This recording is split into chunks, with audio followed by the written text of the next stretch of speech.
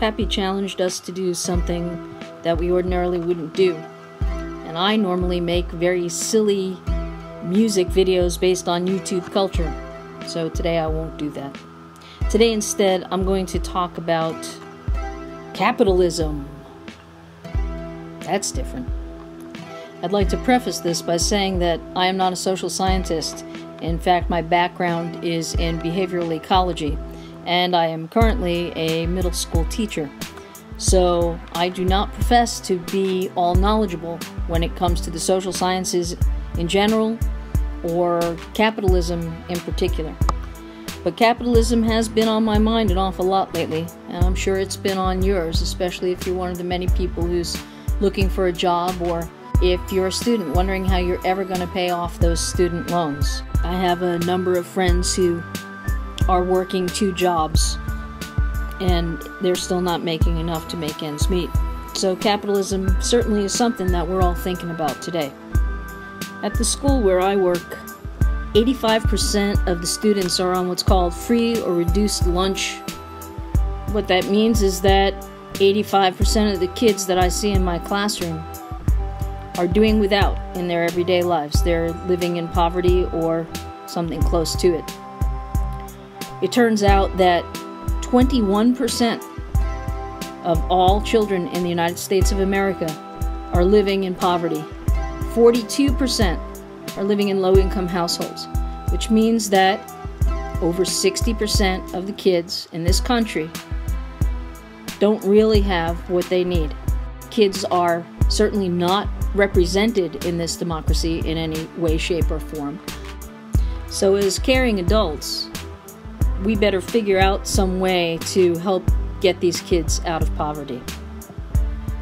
This is my small contribution to what we should be considering as we think about the system of capitalism and its effects. Now, in my view, if we're going to talk about capitalism or any other social undertaking, we cannot ignore the fact that we are biological organisms, and that most of us are driven by motivators that are far more primitive and far less rooted in conscious choice than we realize. So let's ask this question. Who is it that is driving the machinery of capitalism at this moment in time? Any way that I look at it, I keep coming back to major corporations and politicians. Perhaps I'm wrong, but that's how it looks to me.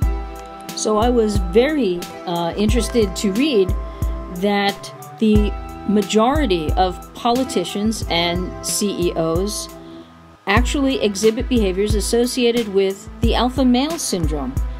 Alpha male syndrome is associated with taking high risks.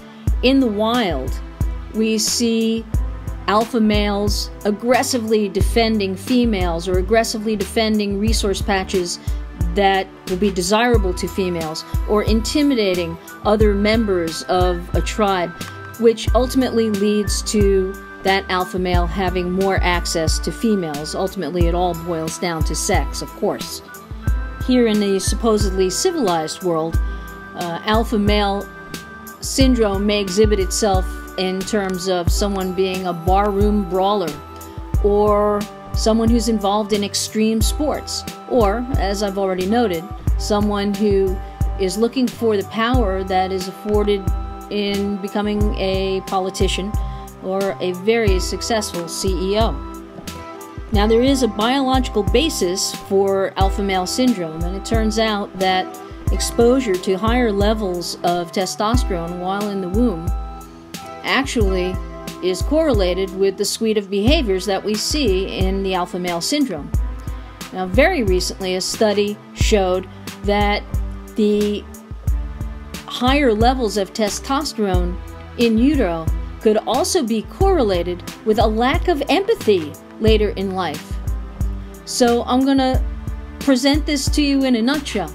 If in fact we have a system that is based on self-interest and competition, and that system is currently being driven by alpha males who have a propensity for taking high risks and have lowered empathy, where's that going to leave the 62% of kids in the United States who are currently doing without?